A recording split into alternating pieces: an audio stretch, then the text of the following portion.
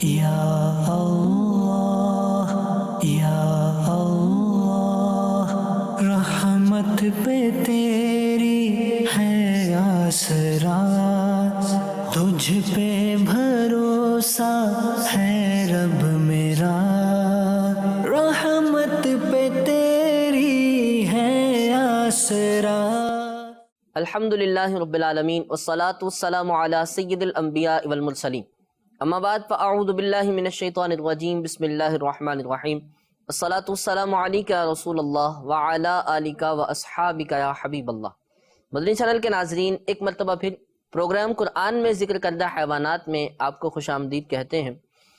اس programme میں ہم ان جانوروں کا ذکر کرتے ہیں کہ جنہیں اللہ پاک نے قرآن مجید میں جن کا ذکر فرمایا ہے، ان کی کیا خاصیت ہے اور کس طرح سے ان کا ذکر کس مقام پر قرآن میں آیا ہے، اس بات کو ذکر کرتے ہیں اور بہت سی چیزیں سیکھتے بھی ہیں۔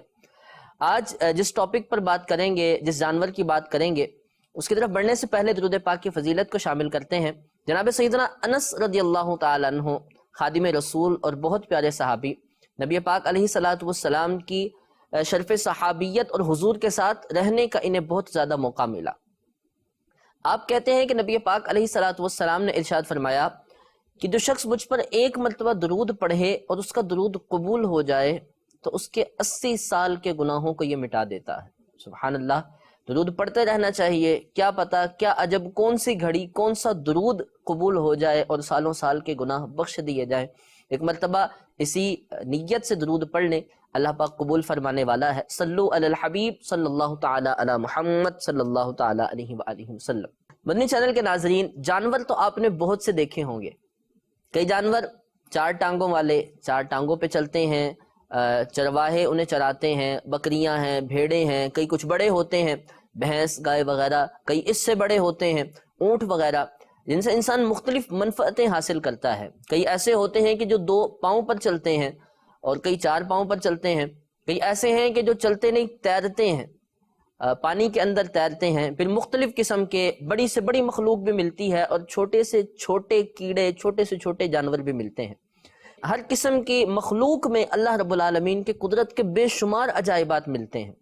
اچھا، عمومی طور پر دیکھیں تو 2 طرح کے جانور، پاؤں سے چلنے والے خشکی پر یا تیرنے والے پانی کے اندر، چاہے وہ کچھوا ہو جو اپنے پاؤں اور ہاتھوں سے تیرتا ہے، یا مچھلیاں ہوں کہ جنہیں تیرنے کے لیے الگ سے پر یا بازو سے دیے ہوتے ہیں یا دم سے وہ تیرتی ہیں۔ لیکن آج جس جانور کا ذکر کرنا ہے، نہ وہ چلتا ہے نہ وہ تیرتا ہے، نہ اس کی ٹانگیں ہیں نہ اس کے پر ہیں نہ اس کے بازو ہیں۔ وہ کون سا جانور ہے؟ قرآن میں بھی ذکر آیا ہے اور متعدد مقامات پر آیا ہے۔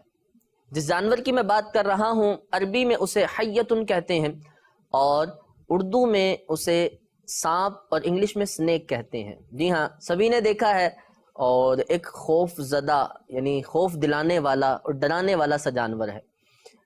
عام طور پر ہر علاقے میں تو نہیں پایا جاتا، لیکن تصویر، ویڈیو یا کہیں نہ کہیں دیکھا ہوتا ہے، کتابوں میں پڑھا ہوتا ہے، ایس فور سنیک، بچپن میں ہی۔ تو اس کا ذکر قرآن میں کہاں آیا ہے اور قرآن میں کس طرح سے ذکر آیا ہے؟ جناب سیدنا موسیٰ علیہ الصلوۃ والسلام کے جہاں واقعات کا متعدد مقامات پہ قرآن میں ذکر ہے، وہیں ان واقعات میں آپ کے ان واقعات کا بھی ذکر ہے کہ جن میں ایک سانپ کا ذکر ملتا ہے۔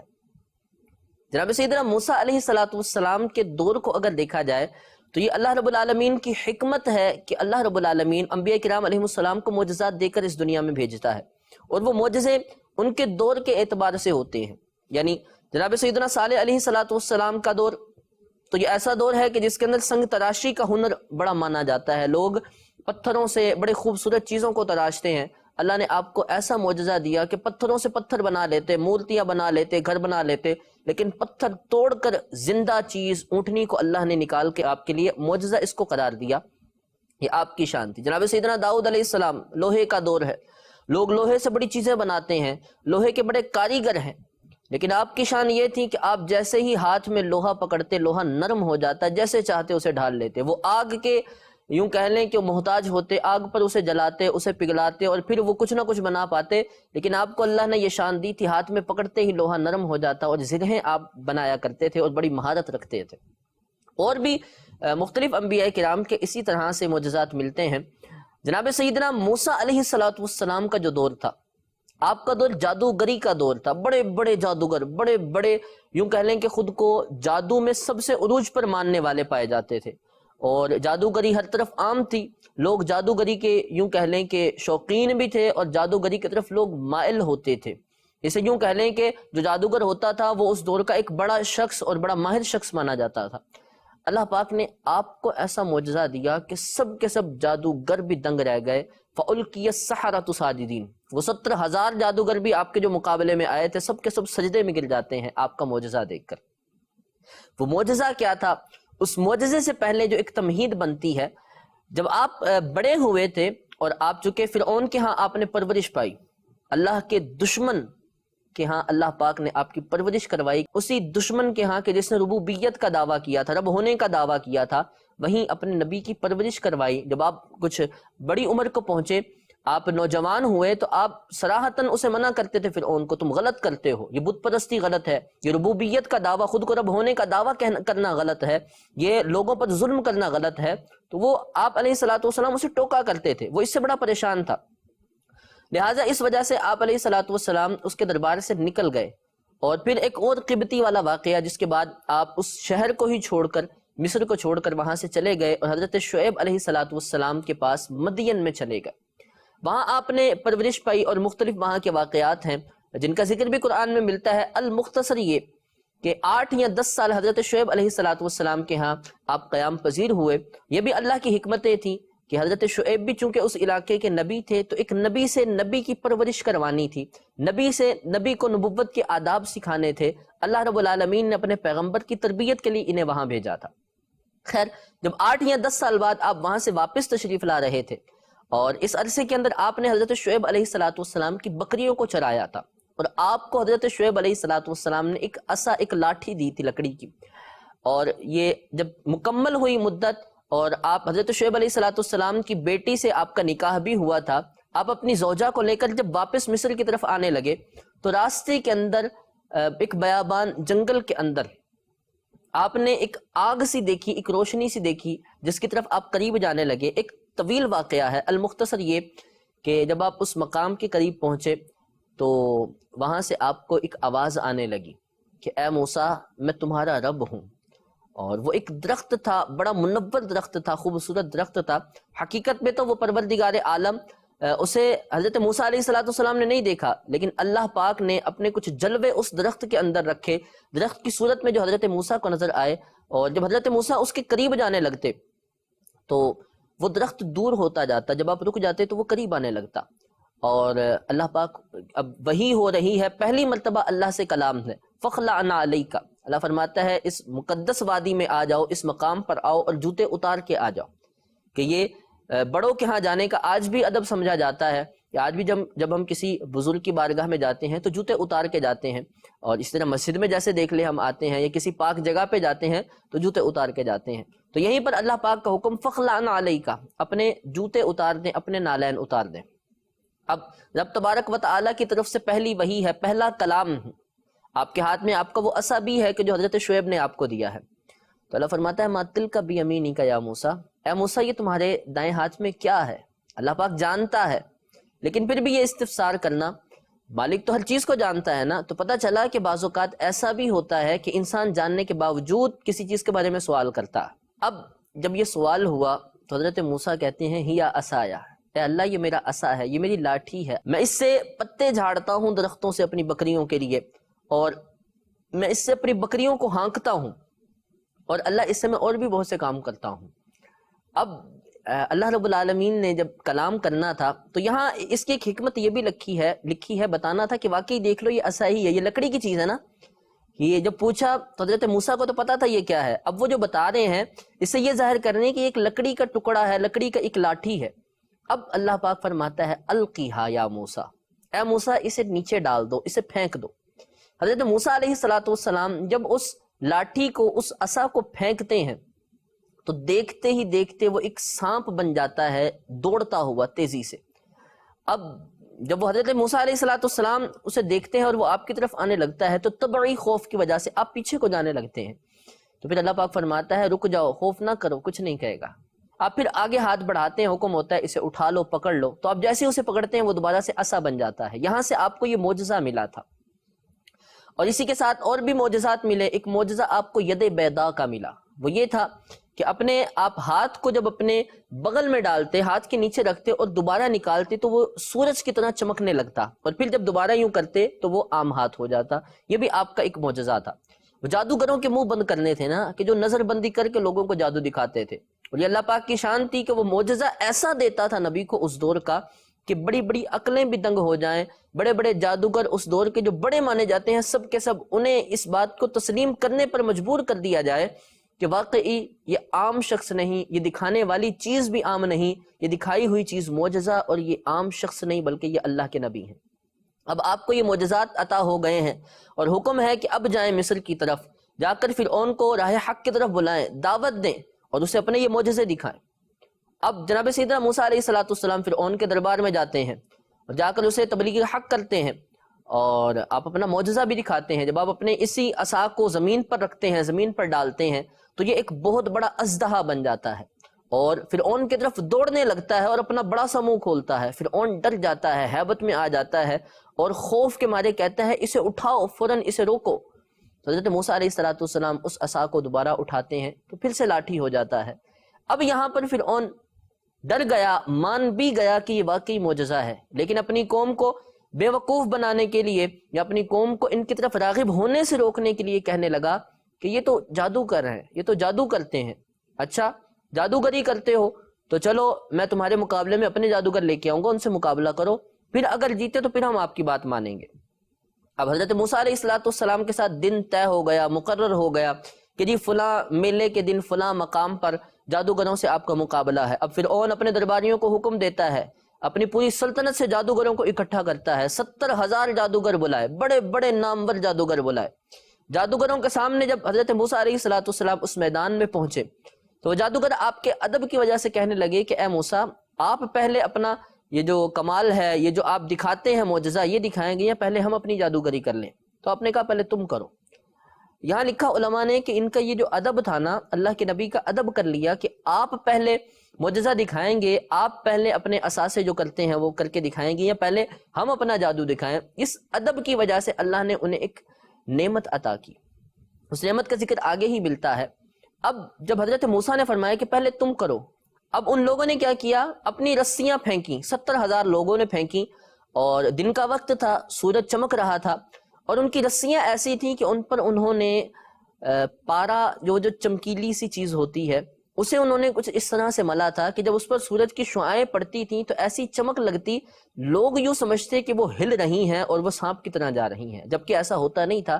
وہ عام سے رسیاں سیدھی پڑی ہوتی تھیں، اور اس پارے کی وجہ سے، صرف چمک کے مختلف ہونے کی وجہ سے وہ یوں سمجھتے کہ ایسے ہے جیسا کہ وہ تیزی سے جا رہی ہیں۔ اب جب انہوں نے اپنی رسیاں ڈالی، 70,000 جادوگر ہیں، لوگ دیکھ کر حیران ہیں، اتنے سارے اژدہے، اتنے سارے سانپ ہیں، اتنے سارے تیزی سے دوڑ رہے ہیں۔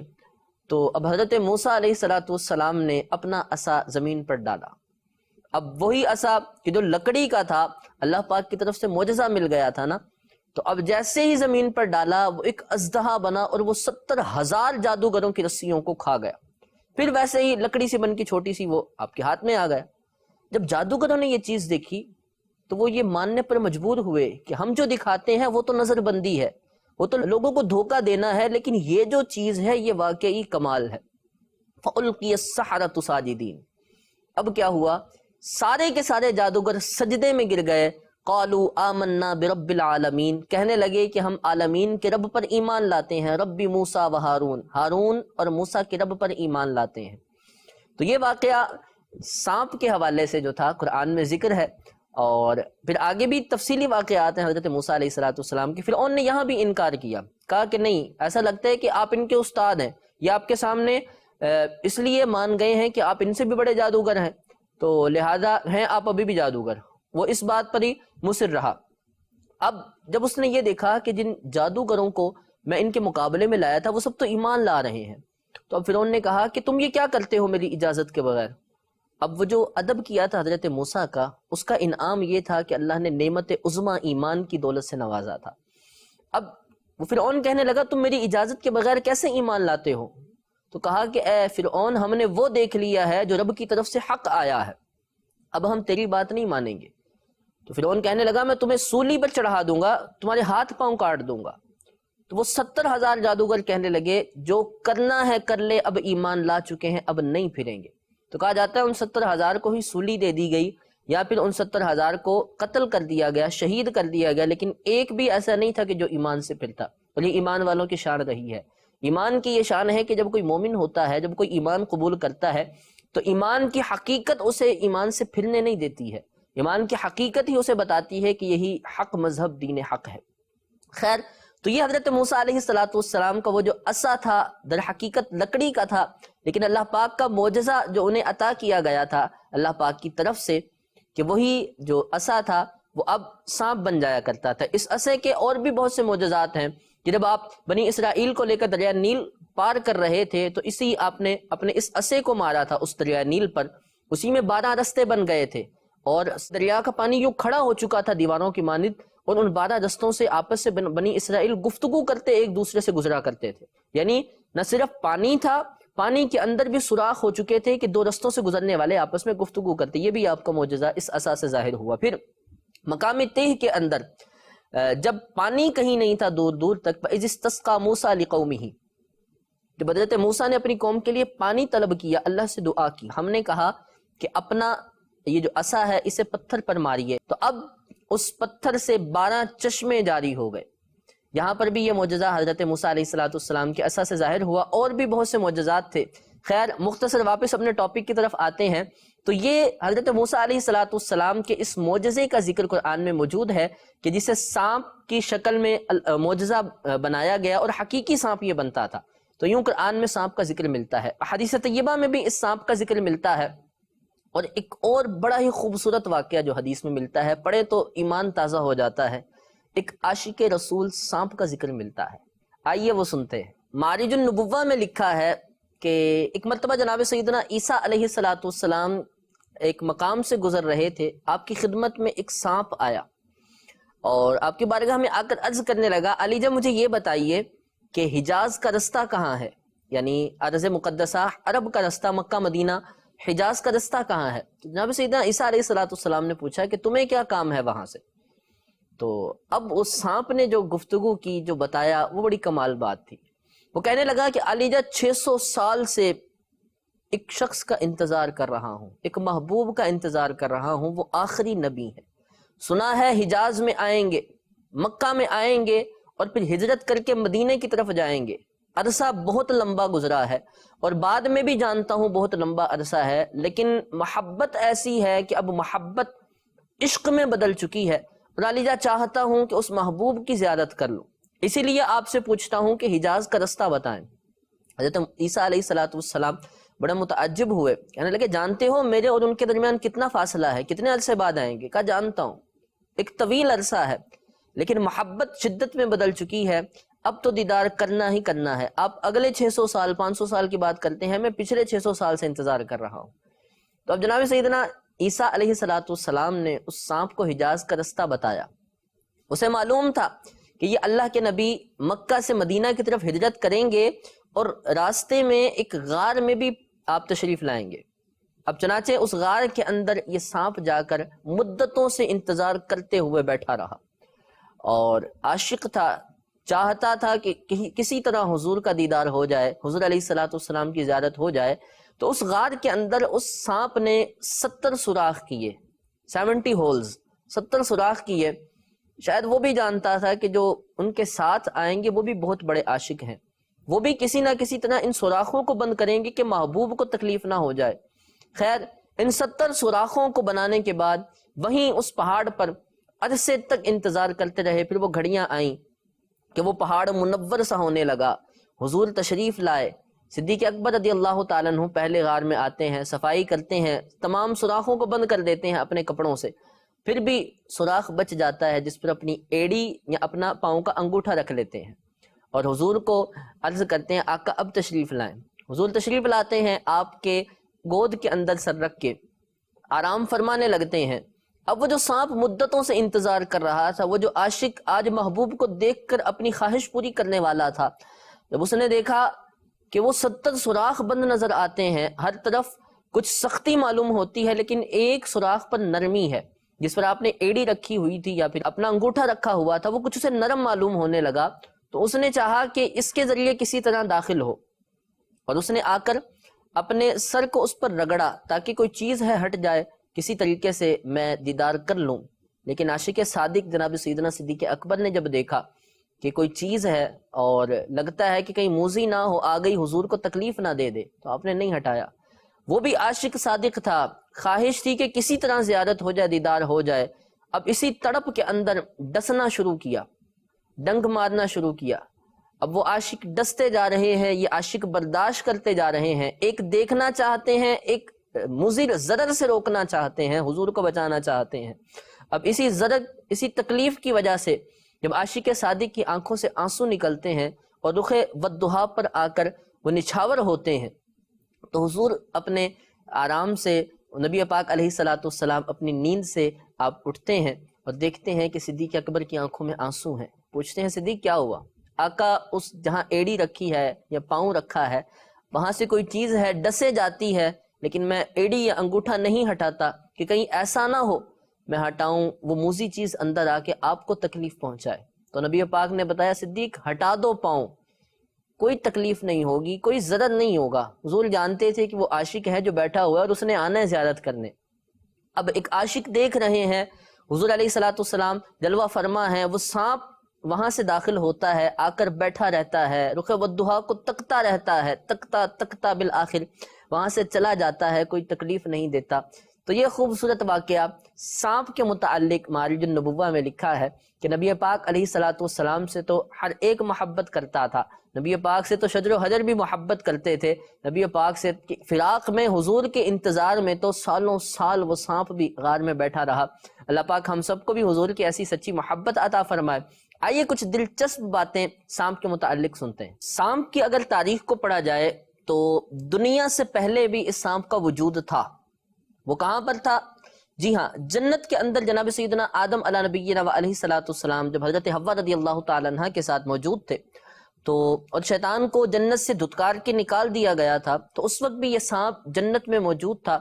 اور روایتوں میں یوں بھی آتا ہے کہ جو شیطان تھا ایک بڑے سے سانپ کے منہ میں بیٹھ کر جنت کے اندر داخل ہوا تھا، چونکہ جنت کے دروازوں پر معمود فرشتوں کو منع کیا گیا تھا، اس کا حکم تھا انہیں کہ شیطان کو اندر داخل نہیں ہونے دینا، اسی وجہ سے وہ اس سانپ کے منہ کے اندر بیٹھ کر جنت میں داخل ہوا تھا، اور پھر اس نے جھوٹی قسم کھا کر حضرت آدم علیہ نبینا و علیہ الصلوۃ والسلام کو اس درخت کی طرف مائل کیا جس سے اللہ پاک نے منع فرمایا تھا۔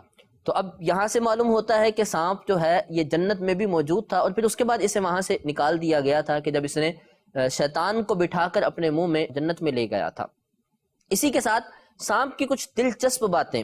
ایک ناگن سانپ ایک وقت میں 1000 انڈے بھی دے سکتی ہے، اور دیتی ہے، اور نہ صرف اتنا بلکہ اس کے اکثر انڈے خراب ہی ہوتے ہیں اور چونٹیاں اسے خراب کر دیتی ہیں، بعض ہی انڈے ہوتے ہیں کہ جس سے اس کے بچے نکلتے ہیں۔ اور اسی کے ساتھ ساتھ یہ جتنے بھی موذی جانور ہیں ان کو مارا جا سکتا ہے، سانپ، بچھو، جو بھی ضرر دینے والا ہو انسان کو، انہیں مارنا درست ہے۔ اور ایک اور بات، یہ ہمارے ہاں کہا جاتا ہے نا کہ سانپ لمبی عمر پاتا ہے، اور یہ حقیقت ہے کہ سانپ کی عمر 1000 سال بھی ہوتی ہے اور اس سے بھی بڑھ کر ہوتی ہے۔ جی ہاں۔ اچھا، بعض لوگ ہمارے ہاں سانپ کو مارتے نہیں ہیں، اس سے ڈرتے ہیں، اور ایک یہ کانسیپٹ ہوتا ہے کہ اگر ایک کو ماریں گے تو اس کا جو جوڑا ہے وہ آ کر بدلہ لے گا۔ شریعت میں یہ منع ہے، یعنی ایسا اس کی اجازت نہیں ہے کہ اس کے خوف کی وجہ سے اسے نہ مارا جائے، بلکہ شریعت میں تو حکم ہے، نبی پاک کی احادیث میں صراحتاً ہے کہ سانپ کو دیکھو تو اسے مار دو۔ اور نہ صرف اتنا بلکہ نبی پاک علیہ الصلوۃ والسلام نے سانپ کے مارنے کو روایتوں میں ثواب کا بھی آیا ہے کہ سانپ کو مارنا، موذی جانوروں کو مارنا یہ ثواب کا کام ہے۔ مسند احمد اور ابن حبان ان دونوں ہی میں روایت ہے کہ جناب سیدنا عبداللہ بن مسعود رضی اللہ تعالیٰ عنہ نقل فرماتے ہیں کہ جو سانپ کو مارے اس کو 7 نیکیاں ہیں، اور جو گرگٹ مارے اسے 1 نیکی ملتی ہے۔ اچھا، بہت سے لوگ ڈرتے ہیں سانپ سے، تو سانپ سے حفاظت کا طریقہ شجرے کے اوراد میں موجود ہے۔ موذی جتنے بھی جانور ہیں سب سے بچاؤ کا طریقہ، سب سے حفاظت کا طریقہ کہ اعوذ بکلمات اللہ التامات من شر ما خلق، یہ سجدے کے اوراد میں ہے، صبح شام پڑھنے والی دعاؤں میں ہے۔ تو اسے جو شخص پڑھتا ہوگا وہ ان موذی جانوروں کے ڈسنے سے، ان کے نقصان پہنچانے سے وہ محفوظ رہے گا۔ تو اسے پڑھیے گا تو انشاءاللہ اللہ نے چاہا تو ان موذی جانوروں سے حفاظت بھی ہوگی۔ اور اسی کے ساتھ آئیے وہ احادیث جن کے اندر نبی پاک صلی اللہ تعالیٰ علیہ وآلہ وسلم نے سانپ کو مارنے کا حکم ارشاد فرمایا ہے اور کس طرح کے سانپوں کو مار دینا چاہیے فوراً، آئیے وہ سنتے ہیں۔ مسند احمد بن حنبل میں حدیث پاک موجود ہے، راوی جناب سیدنا ابو احوص رحمۃ اللہ تعالیٰ علیہ فرماتے ہیں کہ ایک مرتبہ جناب سیدنا عبداللہ بن مسعود رضی اللہ تعالیٰ عنہ ہمیں خطبہ ارشاد فرما رہے تھے، اور اس خطبہ ارشاد فرمانے کے دوران آپ نے دیکھا کہ دیوار پر ایک سانپ چل رہا ہے۔ آپ نے خطبہ چھوڑ کر اس سانپ کو اپنی کمان سے قتل کر دیا، اور پھر ارشاد فرمایا کہ میں نے نبی پاک صلی اللہ تعالیٰ علیہ وسلم کو فرماتے سنا کہ جس نے ایک سانپ مارا گویا اس نے ایسے مشرک کو قتل کیا کہ جس کو مارنا حلال تھا۔ یعنی سانپ کو مارنے کی کتنی بڑی فضیلت ہے کہ جو ایک سانپ کو مارے، چونکہ یہ مسلمانوں کو اور انسانوں کو زدر دیتا ہے، یہ ڈس لے تو بعض اوقات انسان موت کا شکار ہو جاتا ہے۔ تو لوگوں کو بچانے کے لیے، مسلمانوں کے لیے خیر خواہی اور خود کو بچانے کے لیے اسے مارنے کا کتنا ثواب ہے کہ جس نے ایک سانپ کو مارا اس کا ثواب اتنا ہے جتنا اس نے ایک مشرک کو قتل کیا ہو۔ تو اللہ رب العالمین ہم سب کو ان موذی جانوروں سے محفوظ رکھے، اور اللہ پاک ہم سب کو نبی پاک علیہ الصلوۃ والسلام کی سچی محبت عطا فرمائے۔ قرآن پاک پڑھتے رہیں، ان خوبصورت واقعات کا ذکر قرآن میں ملتا ہے، اور قرآن میں اس جانور کا ذکر بھی ہے جیسا کہ میں نے ذکر کیا، اور حضرت موسیٰ کے اور بہت سے واقعات ہیں۔ تفسیر صراط الجنان سے، عجائب القرآن غرائب القرآن سے آپ اسے تفصیل سے پڑھ سکتے ہیں۔ اللہ پاک ہم سب کو قرآن سمجھنے، قرآن پر عمل کرنے اور دین احکام پر عمل کرنے کی توفیق عطا فرمائے، آمین بجاہ النبی الامین۔ مدنی چینل دیکھتے رہیے۔ صلو علی الحبیب صلی اللہ تعالی علی محمد صلی اللہ علیہ وسلم۔ یا اللہ یا اللہ، رحمت پہ تیری ہے آسرا، تجھ پہ بھروسہ ہے رب میرا، رحمت پہ تیری ہے آسرا،